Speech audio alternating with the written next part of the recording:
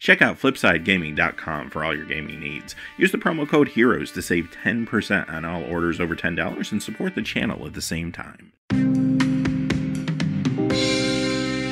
John from Heroes and Legends, and welcome to our third video of the day. We did one looking at banned and restricted list information earlier, then we looked at a whole bunch of new Ixalan cards, including a new Jace that were all previewed from Wizards today, and finally, this last video, we're going to talk about those Ixalan leaks that happened a while back, and Wizards has confirmed a number of those cards that were leaked. As a matter of fact, pretty much all the ones that were legible in those photos, they went ahead and said, here they are, and put them out there for everyone to see.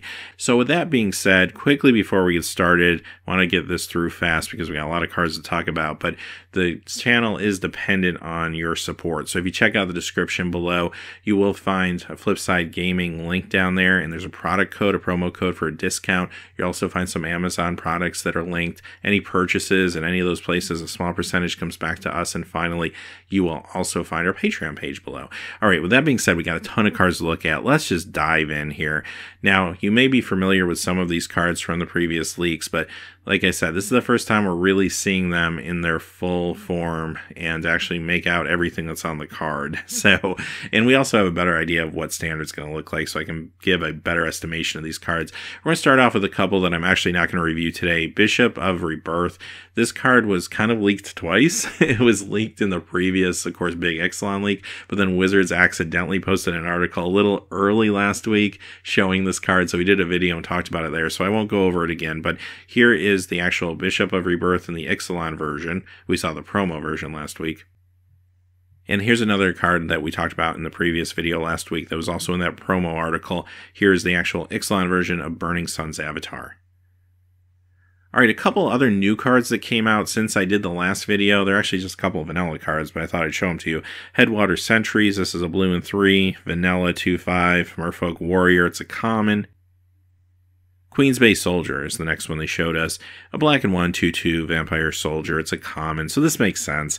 If you're going to have a strong tribal theme for your draft and your sealed games, you're going to need some vanilla creatures that support that tribe. This is going to be one of them that's real cheap.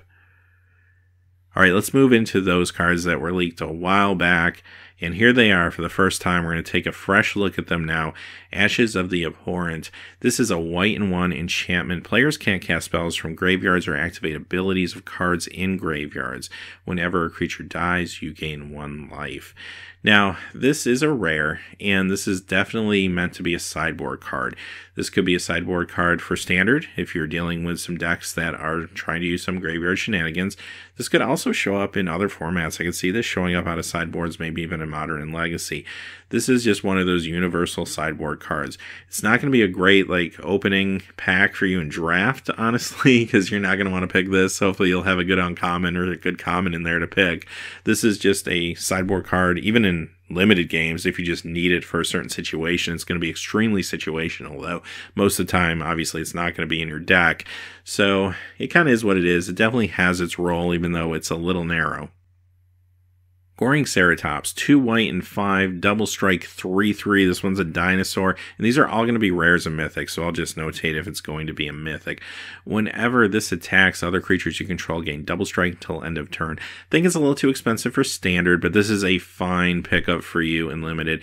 And keep in mind, a lot of these cards are going to be better in certain situations because of the tribal elements. If you have a strong dinosaur tribal theme in your draft, and maybe you picked up some cards that really support tribal or dinosaurs, this card all of a sudden just becomes a better pick for you, but it's actually a good pick to begin with. In fact, it's probably very first pickable in a lot of packs, honestly. It's going to be great for you in sealed. This thing is just a house in limited games. I mean, that double strike and giving everything else potentially double strike going in for a big attack is great. Yes, if you're behind, it's not going to save you. It's not going to turn the tide necessarily if you just got board swapped or something like that, but for the casting cost, the power level is real good here. Kinjali Sunwing. This is a white and 2 flying. Creatures your opponents control enter the battlefield tapped. It's a 2/3 dinosaur. This is another fine pickup in draft. Maybe not first pick, but perhaps middle to higher portion of a pack. I think it's a great card. It's a 2/3 flyer for 3. And it slows down your opponent's creatures as they come into the battlefield. That's actually pretty sweet. So really happy to run this in sealed or draft. Don't think it's quite doing enough for standard purposes, but a good limited card. Mevrin Fiend Dusk Apostle. I want to say Marvin when I see that. I want to flip the R and the V. So anyway, but this is a white and 2. This is a legendary vampire cleric 2/2. Whenever one or more non-token vampires you control attack, create a 1/1 white vampire creature token with lifelink. So this is a way to, as long as you can be aggressive, continually put out some tokens that are 1/1s with lifelink on the battlefield, but maybe more importantly are vampires. This is a 2/2 for 3. But if you can attack and trigger this ability on the turn you put into play, you are getting, at least some of the time, 3/3 power and toughness on the board for 3. That actually feels pretty economical. I'd be happy to run this again in sealed or draft. This maybe is a first pick for me if I just really want to go all in on vampires right off the bat, but more likely this is one of those cards I'll pick up maybe pack 2 or pack 3 after I'm already in the vampire archetype. Then it becomes a much better card. Priest of the Awakening Sun. This is a 1-drop white creature human cleric 1/1. At the beginning of your upkeep, you may reveal a dinosaur card from your hand. If you do, you gain 2 life. Pay 2 white and 3, sacrifice this, search your library for a dinosaur card, reveal it, put it in your hand, and shuffle. So this is a dinosaur tutor. That's the only reason you're going to play this in limited or sealed. If you have a good dinosaur 2 that you're going to want to tutor up because it's going to feel like a win condition a lot of the times, then this is very runnable. If that's not the case, you're not going to run this card. It's not worth it. Furthermore, you're not going to play this on turn 1 most of the time and try to get a couple points of damage across, because the whole purpose of this card is to be activated and to survive. So playing this on turn 1 and waiting to maybe turn 6 or 7 to actually activate it and hoping it doesn't die in the meantime isn't really a good game plan either, right? So this is a really awkward card in some ways, but again, if you need that tutor, you're going to be happy it's there. You can maybe even pick this up a little later into a pack if the other players at the table aren't into dinosaurs and you are. As far as standard goes, I think it's a little too slow. Even if there's a good dinosaur deck out there, paying 5 to actually use this, and actually 6, because you're probably going to cast it and play it at the same time to try to increase the odds that the effect happens. But if that's the case, then okay, you paid 6, you tutored for a dinosaur, it's in your hand, you still have to play it. Just feels a little slow for standard. I think there's just better things you'd be doing. Sanguine Sacrament. 2 white and X. This is an instant. You gain twice X life, and this goes to the bottom of its owner's library.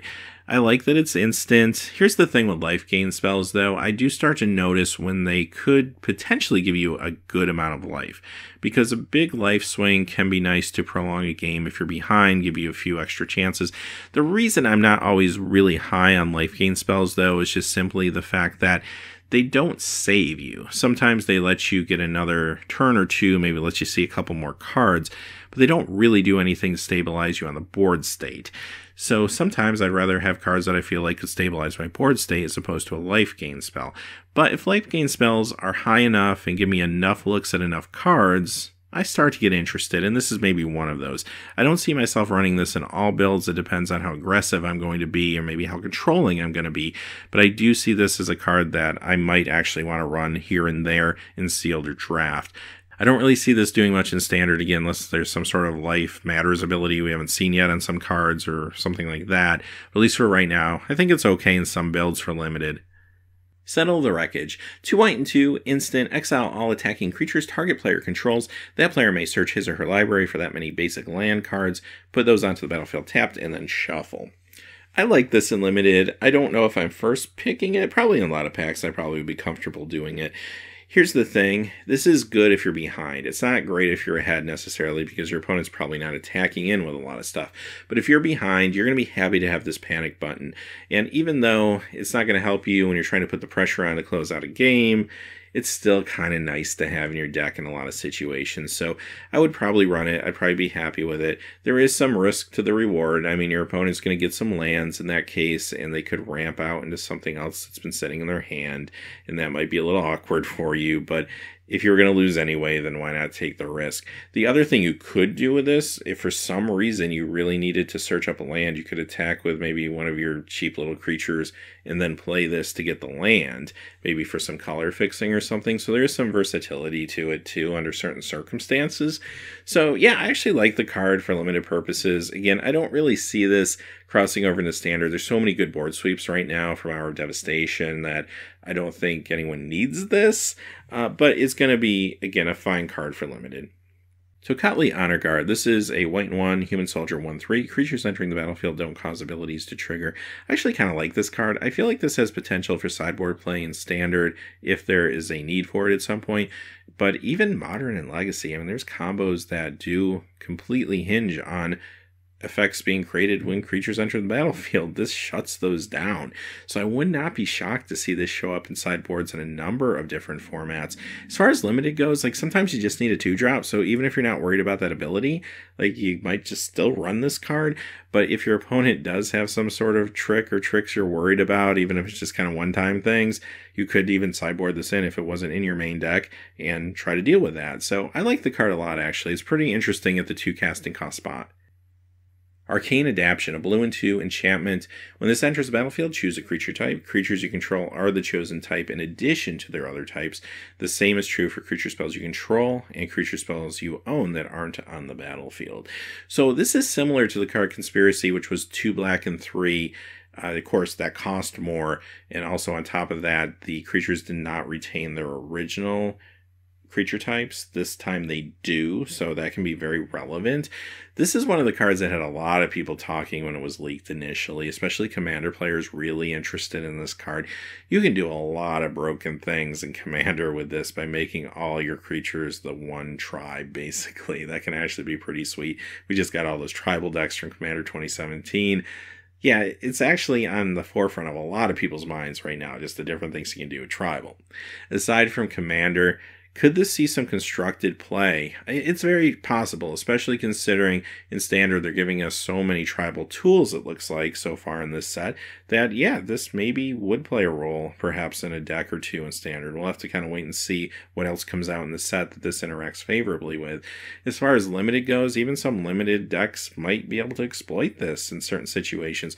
Like, could you imagine if you just had a hodgepodge of different tribes and then you could play this and maybe take advantage of some tribal synergies when otherwise you couldn't? So I don't know if this is a high pick for me necessarily, but maybe it's a nice pick middle of the pack or even later in the pack if nobody rare drafted it, I guess. So overall, I think it's a really cool card, and maybe it will see the most play in Commander more than anything, but I do think it has potential in other places. Daring Saboteur. This costs a blue and 1 human pirate 2/1. You can pay a blue and 2 and it can't be blocked this turn. Whenever this deals combat damage to a player, you get to loot. I'm usually not a big fan of 2/1s for 2. I feel like they're a little too fragile for the casting cost. But you know what? This is a nice mana sink. Make this unblockable for a turn and then loot off it as well. I'm on board for this. This is a high pick for me. Maybe even first pickable some of the time, depending on the pack and draft. And could this see some Standard play? I mean, that ability activation cost is a little high. It probably is a little too high for Standard, unfortunately, but if there's a strong pirate deck out there, maybe this just makes the cut. Dreamcaller Siren, 2 blue and 2, Siren Pirate. It's a 3/3 with flash and flying. Now, this can block only creatures with flying. That's a drawback. But when it enters the battlefield, if you control another pirate, tap up to 2 target non-land permanents. So non-land permanents, not just creatures. Now, it doesn't do the frozen thing where they don't untap on their untap step, but that's still pretty good for 4 mana. Yes, they throw in that one other drawback there, but you know what? 2 blue and 2 for a 3/3 flyer with flash, like, I'm already on board, even with that drawback, and then that tap down ability is just gravy on top. I'm real happy to play this in a limited game. This is a pretty high pick and draft, maybe not first pickable all the time, but a good middle to higher portion of the pack pick, no doubt. Probably not quite doing enough in the world of Standard for that casting cost, honestly, but yeah, I'm happy to play this in Sealed Draft. Entrancing Melody. 2 blue and X. You get to gain control of target creature with converted mana cost X. It's a sorcery. These type of abilities, even though this one could be a little more expensive at times, are always really good in limited games. To me, this could be first pickable in a pack and draft. I just feel like if you ever played with those like control magic style effects, they can be just really, really good in a limited game. I don't really see this crossing over into Standard. Again, it's a little too conditional on board state and your mana and such, but definitely for limited. Herald of Secret Streams. This is a blue and 3 Merfolk Warrior 2/3. Creatures you control +1/+1 counters on them can't be blocked. I do want to point out first off, in the world of Commander, +1/+1 decks have been very popular over the last year or so since Breed Lethality came out in 2016. Beyond that, I think it's just generally a good card. I mean, it's a little too contingent on other things happening, so I don't see it doing a whole lot in Standard. But for Limited, as long as you have maybe a lot of Explore cards, and Merfolk does happen to delve into the Explore territory a little bit in this set from what we've seen so far, this seems like a nice way to take Explore and make it that much better. Now, getting +1/+1 counters with Explore is a little high variance. You could draw into too many lands. But even if you hit 1 or 2 of your creatures, making them unblockable, it's good enough. I think it's good enough. Now, it just depends on how many Explorer cards that are good that you can draft, right? So I don't know if this is a first pick for me. Maybe this is a good pickup a little bit later in the draft once I know that I have a good foundation with Explorer. Kopala, Warden of Waves, 2 blue and 1 legendary creature Merfolk Wizard 2/2. Spells your opponents cast that target a Merfolk you control cost 2 more. Abilities your opponents activate the target a Merfolk cost 2 more. This is pretty sweet. Now, the first question that comes to mind when I see it is, can this work into maybe even Legacy or Merfolk tribal decks? I feel like it could. I mean, it's legendary, so you don't want to go overboard with this card, obviously. But could this maybe just be a 1 of, 2 of in those decks, just as an extra insurance policy? It only costs 3. It's very affordable, and it still gets pumped by all those Anthem effects, so it's still a beater in its own right once it gets into the deck.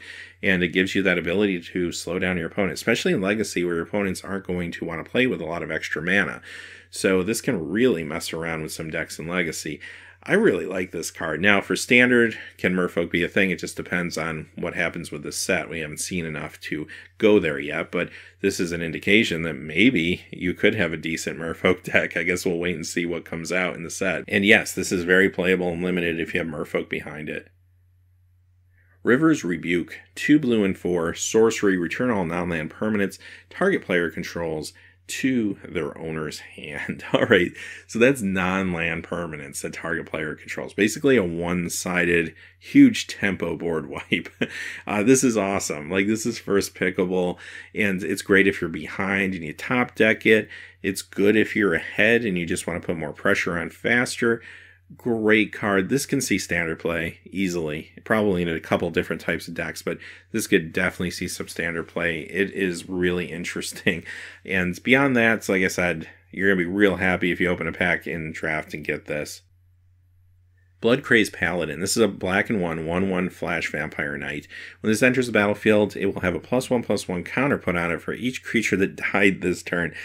This reminds me so much of Cabal Ghoul, actually, which cost 1 more back in the day and didn't have flash. I'm going real deep. That card is from Arabian Nights. But what was cool about that card was if you swept the board and then played it, it counted up everything that died before it was on the battlefield. This card does the same thing. It's going to count up retroactively what died. Works great with board sweeps.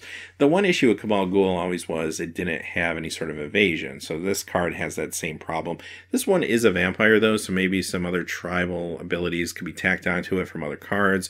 As far as Standard goes, you kind of need a perfect setup for this card for it to be good, so I don't really see it doing much there. But if you have some sort of board sweep, I think this is very runnable in a limited game. I don't know if I'm first picking this, but maybe a middle of the pack pick. Boneyard Parley. This costs 2 black and 5. It's a mythic rare sorcery. Exile up to 5 target creature cards from graveyards. An opponent separates those cards into 2 piles. Put all cards from the pile of your choice onto the battlefield under your control. The rest back into their owner's graveyards. Okay. Alright, first off, I want to say Commander, this card will be really fun. You'll have a lot of good things to pick out of graveyards. You can make an alliance with somebody who actually puts the cards in the piles for you, maybe, and that could be really sweet. So I like the card there a lot. Standard, it's a little too contingent on what's already happened, and it's an expensive spell. So if you don't have good targets in the graveyard, it's not going to be all that good for you. It's a little too conditional. For the world of limited, though, I think it's good enough. Like 7, and you're going to get at least 1 creature out of the deal, maybe 2. Feels like it's economical enough to matter. Deadeye Tracker. This costs 1 black. It's a human pirate 1/1. The ability is pay a black 1 and tap, exile 2 target cards from an opponent's graveyard, and this will explore. So I don't know if it's really worth my trouble in limited, quite honestly. Like, if I'm looking for a 22nd, 23rd playable, it's probably just fine. But the fact that I have to pay the 2 mana and tap it to explore, and it's nice if my opponent's got some things in their graveyard that I don't want in their graveyard anymore. I mean, we haven't seen the whole set to know exactly what that would be, but if that's the case, maybe I board it in. But for the most part, I think it's a lot of resources for something that could still just be easily destroyed, considering it's coming in as a 1/1, and it's going to take a lot of activity to even get it to a 2/2. So kind of is what it is, I guess. But like I said, could be a fine sideboard option. Now, as far as standard goes, yes, there definitely could be cards that matter out of the graveyard. I mean, we see aggro creatures coming back from the graveyard in the current standard. Who knows, in the new meta, maybe the deserts will play a bigger role. So if any of those things are still threats in the new meta, yeah, this could definitely come out of sideboards. Fathom Fleet Captain. Black and 1, human pirate, 2/1 menace. And when this attacks, if you control another non-token pirate, you may pay 2. If you do, create a 2/2 black pirate creature token with menace. Again, this is a card I feel like is fine and limited, especially if you have a lot of pirates to back it up. Maybe not as good if you don't have pirates, but a 2/1 menace for 2, I think that alone is playable a lot of the time. I prefer a 2/2, but at the same time, this could get some early damage across due to the menace, and I don't hate that, especially in a more aggressive build. On top of it, though, when it attacks, if I have another non-token pirate and I can pay the 2, getting a 2/2 token with menace actually feels pretty good.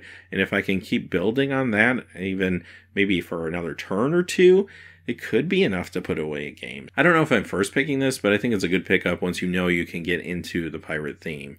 As far as standard goes, I think it's a little too contingent. Again, on board state, other pirates in play, the fact they have expendable mana, there's just too many things that need to line up for it to be good there. So even though it's a nice aggressive card, I think there's just better aggressive cards right now in the format.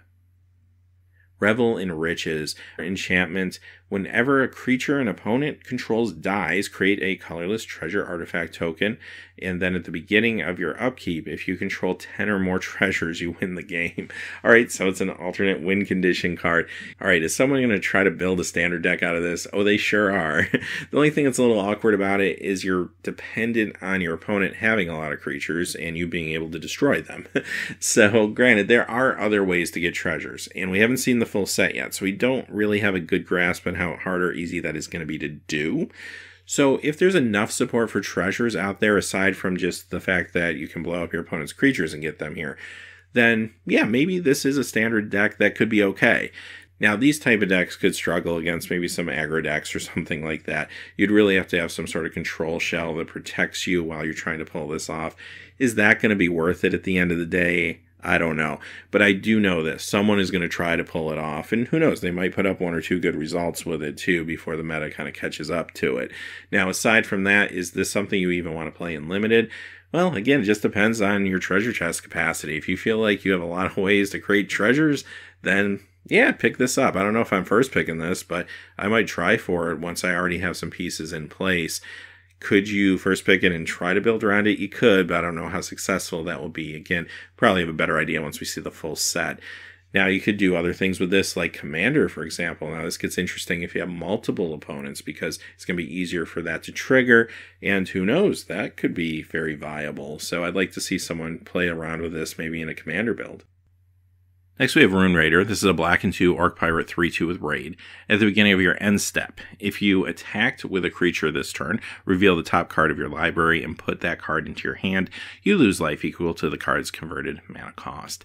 So first thing I want to point out, if you're playing Draft or Sealed and you're going a little bit high curve for whatever reason, maybe you're a little top heavy, this might not be a card you want to run. It could be too risky, because notice this is not a May effect. Basically, if you attack and this thing is out there, you have to have that Bob effect happen, and you could be losing some life. But on the other side of that coin, most of the time this card is going to be really good for you. It's a 3/2 for 3. If you have a conservative or normal curve, this card is just going to be value, and you'll be really happy to play with it. It can be a real high pick, actually, maybe even a first pick in a lot of packs, and hopefully if you pick this early, you'll kind of know to steer clear of maybe a higher curve strategy, like a ramp strategy or something like that, right?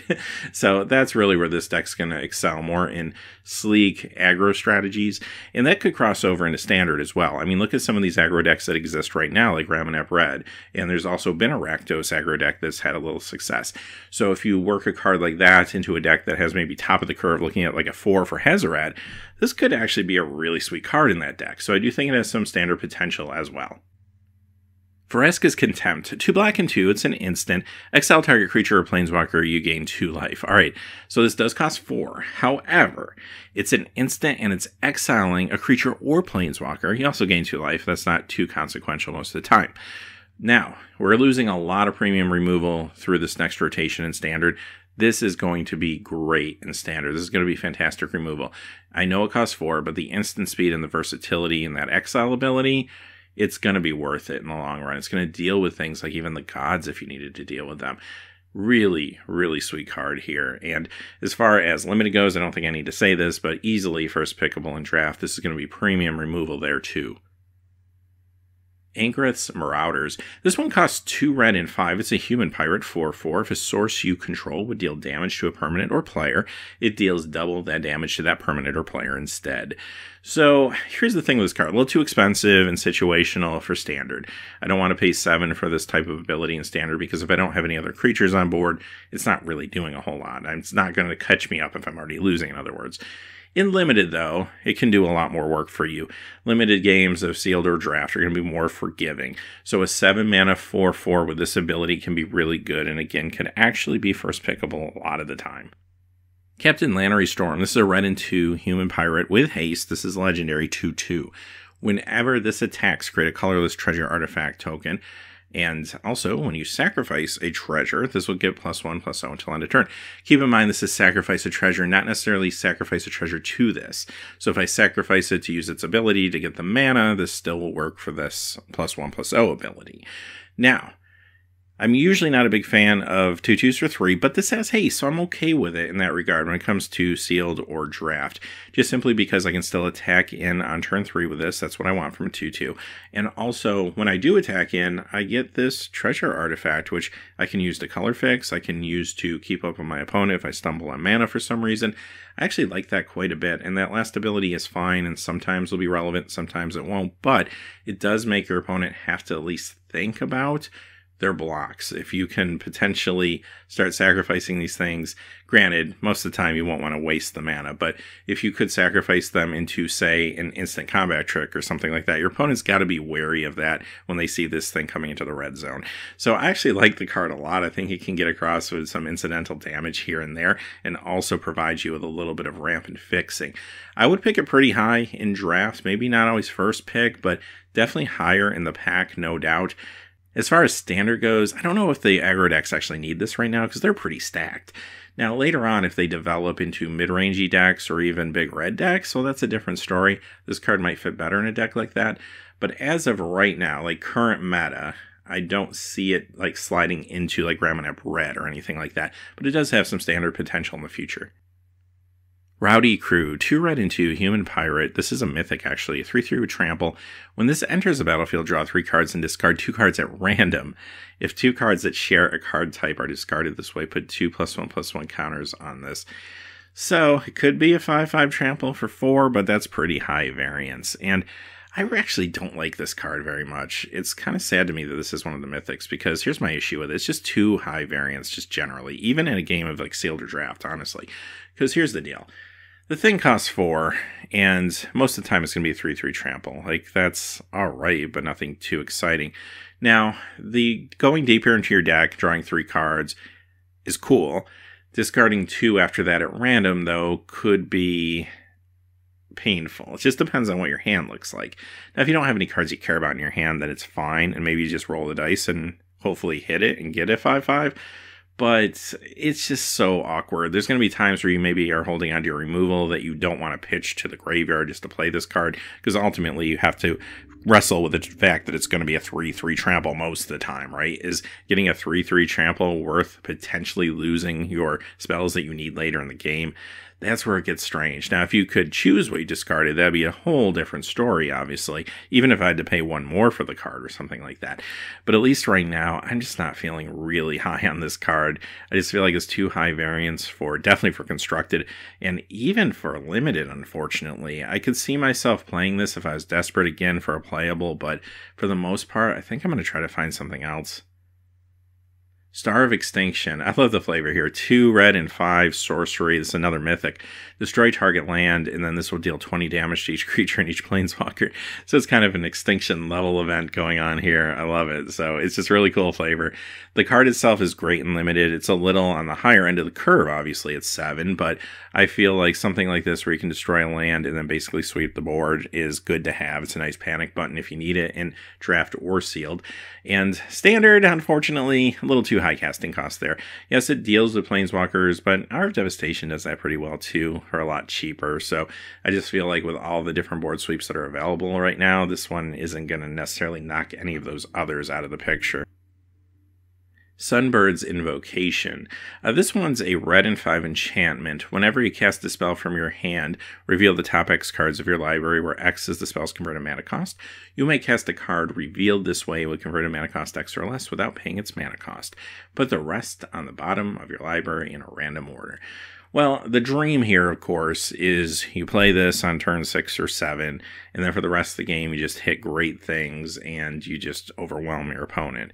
The reality of it, though, is this is very high variance, and it not only depends on what you hit at the top of your deck, but it depends on what you have in your hand that's castable at the time, because if you can't cast anything, then you can't use the ability, and you just paid 6 for something that's sitting on the battlefield when maybe you would have rather just put a big creature in play, quite honestly. So I like the card, like I like the idea of it, but I hate taking turn 7 or turn 8 off to play this thing.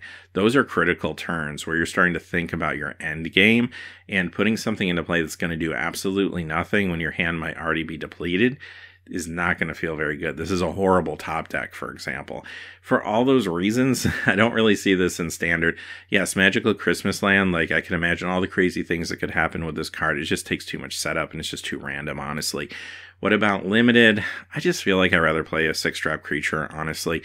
The gambler in me wants to play it. Like, I totally probably would try this card out if I had the chance, but I know that I probably shouldn't. I just know there's better cards out there. Tilanali's Skin Shifter. This is a red and 2/0/1 human shaman with haste. Whenever this attacks, it becomes a copy of another target non-legendary attacking creature until end of turn. Okay, so again, this is one of those cards that at certain times is going to feel great. You're going to play this for 3, sneak it in there with haste, it attacks in, and it's like you're attacking with 2 of your best creatures. That could be really sweet at times. Other times, it's going to be awkward. Again, this is not a good top deck if you're looking for something and you don't have a good line of attack. It's not going to be good if you don't have anything that you can clone. So if you're already behind, it doesn't catch you up necessarily, and I don't like that about the card. With that being said, it can speed up your clock. It can definitely get you the win while taking some turns away from your opponent to catch up or stabilize, and I do like that. That makes it very limited playable. I don't think it's a first, second, or maybe even third pick or anything like that in a lot of packs, but maybe a middle of the road pick in a pack, and you could find some value out of it. But for all the reasons I mentioned earlier, I don't really see it translating well into standard. Carnage Tyrant. This card's kind of crazy. This is a mythic. 2 green and 4, dinosaur. It can't be countered. It's trample. It's hexproof. It's 7/6. This thing's not playing around. Like, we were just playing, what, 6 for that hippo, that 5/6 trample cycling 2 hippo in the last set. So, I mean, like, this is fantastic when you think about it. Now, it is a mythic, and obviously the power level is being pushed because of that reason. But this card is definitely standard playable. Imagine this maybe in like a Gruul Ramp deck or just some sort of stompy deck, or even energy deck could use this as the top of their curve. I really like this card a lot. And yes, definitely first pickable in draft and great and sealed. Just overall, this thing is a beater. Deeproot Champion, a green and 1 Merfolk Shaman 1/1. Whenever you cast a non-creature spell, put a +1/+1 counter on Deeproot Champion. First off, I'll say this right off the bat. As far as standard goes, 2 conditional on other things. This is good if you have a whole bunch of good non-creature spells to play, but if you don't, this is a dead draw. You don't want that in standard. As far as draft or sealed goes, The card might be playable in some builds. If you feel like you have enough targets, enough non-creature spells in your deck, then yeah, run it. But let's be honest, a lot of times those decks are very creature heavy. That's typically the strategy in Limited. However, there are exceptions to that, and if your deck falls into that category, then yeah, it might be a fine 2-drop. Emperor's Vanguard. This costs a green and 3. It's a human scout 4/3. When this deals combat damage to a player, it explores. I mentioned earlier, I really like the explore mechanic, and this is a decent sized creature, a 4/3 for 4. You'll be happy to play this and especially get that explore out of it. Now, it does have to do combat damage to a player, so you do have to have that open line. But if you can pull it off, there's tons of value to be had here. But even if you can't, a 4/3 for 4 is just fine in a game of Limited. So I do think this is a relatively high pick, maybe middle to upper portion of the pack pick in Draft. Could this see some play in Standard? I don't know if it's quite there. I think the casting cost for the 4/3 is maybe just a tad too high, or else maybe the toughness is a tad too low is probably a better way to say it, for it to see play in Standard consistently. But overall, I'm still real happy with this card in Limited games. Ripjaw Raptor, 2 green and 2, 4/5 dinosaur with Enrage. This time, whenever it is dealt damage, you get to draw a card. This is another phenomenal dinosaur. 4/5 for 4, that's actually interesting in itself. Throw that Enrage ability on top of it, I'm really happy to run this. I think this is Standard playable as well. Again, maybe in some sort of Grow Ramp or Stompy deck. But regardless, or maybe there will be a Dinosaur Tribal deck. That would be sweet to see. But regardless, I do think this is Standard playable. And yes, easily first pickable. I think in a lot of packs in Draft, this is a house. Shaper's Sanctuary. This is a green enchantment. Whenever a creature you control becomes the target of a spell or ability an opponent controls, you may draw a card. Now, on paper, I want to look at this card and completely discount it, but the more I think about it, I kind of want to try it out. What's really caught my eye is that 1 casting cost. I mean, I can play this on turn 1, maybe turn 2 sometimes, or even if it's later in the game, it's not a huge commitment of my resources. And once it's out there, well, every time my opponent uses a removal spell or a burn spell or something on my creatures, I get to draw a card. And that could add up over time, especially in constructed formats, because you know there's going to be a lot of things targeting your stuff in those formats, maybe even more so than Limited. So because of that, I'd at least want to try this out in Standard, which maybe seems crazy. It seems crazy to me, but I feel like I would at least want to test it. And beyond that, I think this could be okay for you in some builds in Limited. It depends on what you're doing. But if I feel like I need a 22nd, 23rd card and I have more than enough creatures, I might give this a try. Verdant Sun's Avatar. 2 green and 5 dinosaur avatar, 5/5. Whenever this or another creature enters battlefield under your control, you gain life equal to that creature's toughness. So sure, this costs 7, but you're also gaining 5 life. Feels a little bit like Thragtusk in some ways, obviously a little more expensive though. Now, this is great, I think, in Limited, because you do have to take into account it's not just this creature entering the battlefield, but whenever any creature enters the battlefield under your control, you're going to gain some life. Potentially over time, that could become backbreaking. I'm usually not a fan of life gain, like I said earlier, just to have life gain. But when you start talking about large quantities of life gain, that can swing a game. So I'd be happy to first pick this and try it out, I think. It's a little high curve, obviously, it's 7, but I don't feel like that'll be a problem, especially with all these treasures and stuff like that around. So yeah, it's an interesting card. I do think it's a little too expensive, and the life gain isn't going to be enough for you in Standard. But I feel really good with this in both Sealed and Draft. Waker of the Wilds, 2 green and 2, Merfolk Shaman, 3/3, pay 2 green and X, and put X+1/+1 counters on target land you control. That land becomes a 0/0 elemental creature with haste that's still a land. So it has kind of an awaken effect to it. That's kind of sweet. So, great mana sink. I mean, first off, 3/3 for 4, that's just fine. But once you have some expendable mana later in the game, being able to bring your lands to life is actually pretty awesome. So first off, for the world of Limited, yeah, I love this card. Easily top pick, maybe not first, but definitely in the top 3, I think, of most packs. As far as Sealed goes, love to have it. For Standard purposes, it could maybe even see some Standard play. I mean, a great mana sink to awaken your lands. I think that could actually be pretty cool, again, in maybe a Stompy strategy or something like that.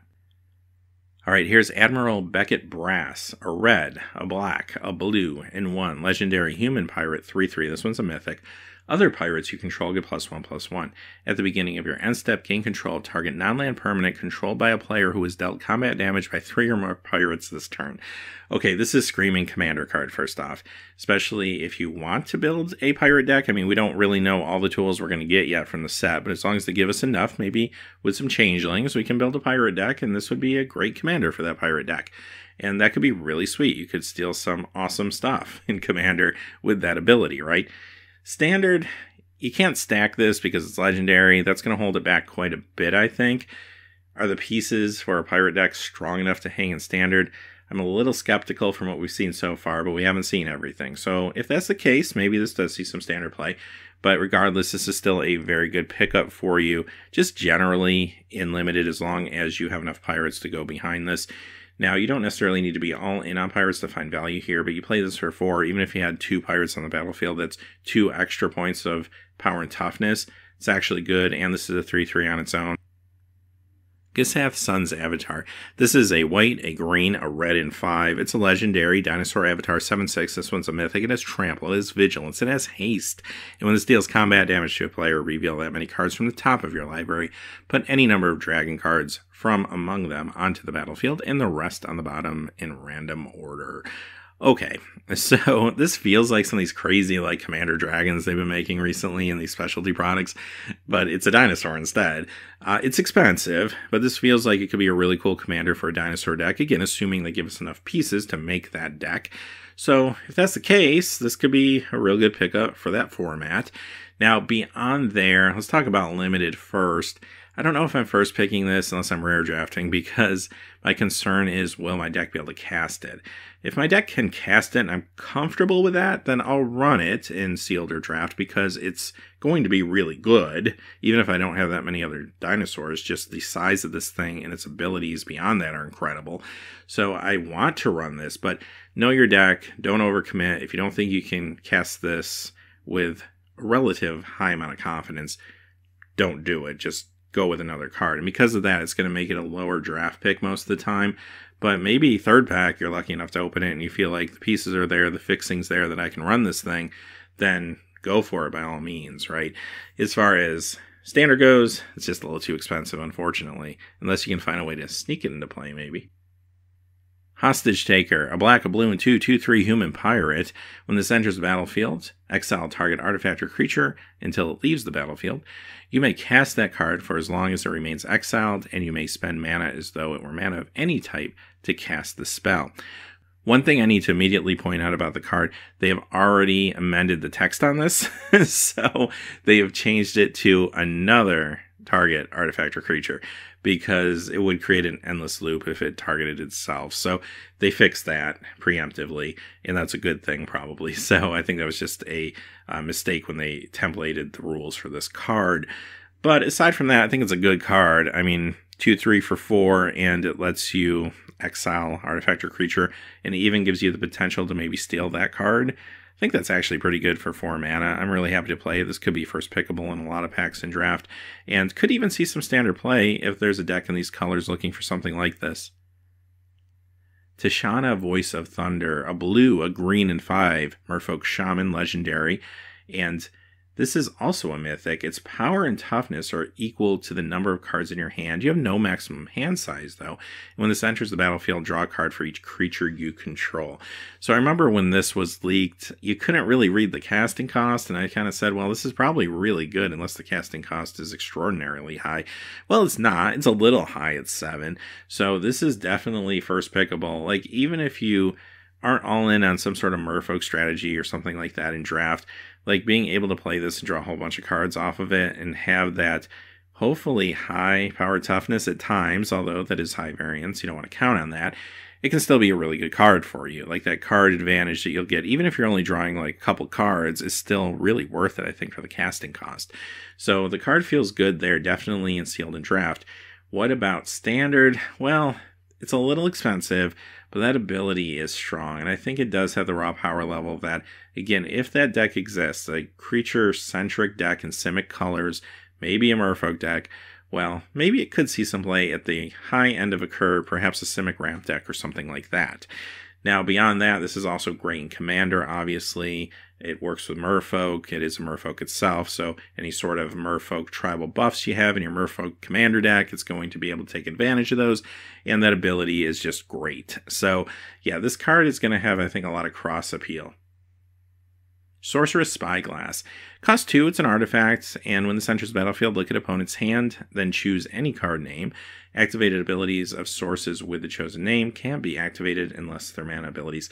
So this costs 2. I mean, we've seen cards like this in the past that cost 1, but what this one does for you is also let you look at your opponent's hand, which is kind of good because that lets you make the decision as to what you might want to shut off. And typically these are sideboard cards, but you could make the argument because you can see your opponent's hand, and in constructed formats, seeing their hand probably means you know what deck they're playing. You might even be able to main deck this, which is intriguing. So, I don't know, something to think about. Would a control deck want to do that? Maybe. And again, keep in mind, you're probably going to know what they're playing when you look at their opening hand or something like that, right? And when you cast this for 2. So, this is an intriguing card. It makes me feel like that extra mana might be worth it in this case. Now, as far as limited goes, it's maybe a sideboard card, but like I said, you could main deck this and just try to shut off the threat you're most worried about in their hand. That isn't the worst idea in the world, but definitely in the next couple of games, you're going to have a better idea of what you're going to want to shut off. But this really, I think, does excel in constructed formats. Maybe even beyond standard. I don't know if it's going to knock the one casting cost versions of this, like Pithing Needle, out of the water or anything, but that first ability has me interested in it. Vanquisher's Banner. This costs 5. It's an artifact. When this enters the battlefield, choose a creature type. Creatures you control the chosen type get +1/+1. Whenever you cast a creature spell of that type, you get to draw a card. So, first off, in limited, keep in mind this could be good for you, even if you're not all in on a certain creature type. Even if it's just a couple extra points of power toughness and maybe the card replaces itself at some point, that alone might be worth the 5 mana in some situations. So don't feel like you have to super extend into a tribe to play this and find value. But if you do, it's going to be awesome. So this is another high pick card, no doubt. I'd be happy to pick this first, second pick in a pack. And as far as standard goes, again, it just depends on where tribal lands in this current meta. I mean, we've seen some good tribal in the past with zombies. Can that stick around? They are losing some pieces. Can they get enough pieces to support it here? Maybe stuff like this could help. Who knows? But even if it's not zombies, it would have to be another tribe for this to be economical enough at 5. All right, we're going to close things out with some reprints, and we're looking at our rare land cycle here. They're the check lands. These are the allied color check lands. They've been printed a number of times. They don't hold a huge financial value, but they're actually pretty good dual lands. You have Dragonskull Summit here. Here's Drowned Catacomb, Glacial Fortress, Rootbound Crag, and finally Sunpetal Grove. So one thing I'll say about these cards, these are good in 2-color decks. They're actually great in 2-color decks. They're okay in 3-color decks, but the more colors you add, kind of the worse they get. So it feels like maybe they're trying to push dual-color decks with this set entering standard. Now, if that's the case, these cards will be really good for you. You'll be happy to play these lands, actually. And these are going to be good lands, especially considering we're losing a lot of options from the sets that are rotating out. So you're going to find plenty of reasons to play these in standard, no doubt. And if you don't have these in your collection for some reason, they'll be nice pickups. All right, with that being said, those are all the cards for today. Wow, that was a lot of them, so thank you if you stuck with me through all that. But now everyone should be caught up and on the same page, regardless of whether you were following the leaks or not. We're all kind of getting a reset, but in closing, I do want to say this. I think Wizards did a great job handling this. Really handled it very professionally and had a great way of bringing it to everyone's attention, but also letting everyone know there's consequences for these actions, and at the same time kind of addressing the elephant in the room and not just being awkward about it. So of course, spoiler weeks will continue. Official spoiler week starts on Monday. We may see a few more cards this week. I'll definitely report on them. Then on Monday, we'll start getting our regular daily reveals. Now, they won't be as big as normal. They said probably 1 to 3 cards a day. It's a lot less than you normally get in a set like this. But hey, at least they're carrying on and they're going to show us more and go deeper in the cards that they show us, which I'm excited about. So anyway, until next time, thanks for watching. Please remember to like and subscribe and have a great day. Hey, thanks for watching. This video is made possible by the generous support of viewers like you on Patreon. Check out the description below for links to our Patreon page as well as our Amazon affiliate store, where a small percentage of all sales will also help support the channel. Finally, if you haven't had a chance yet to subscribe, hit that subscribe button so you don't miss any new videos on Heroes and Legends. Talk to you again soon, and have a great day.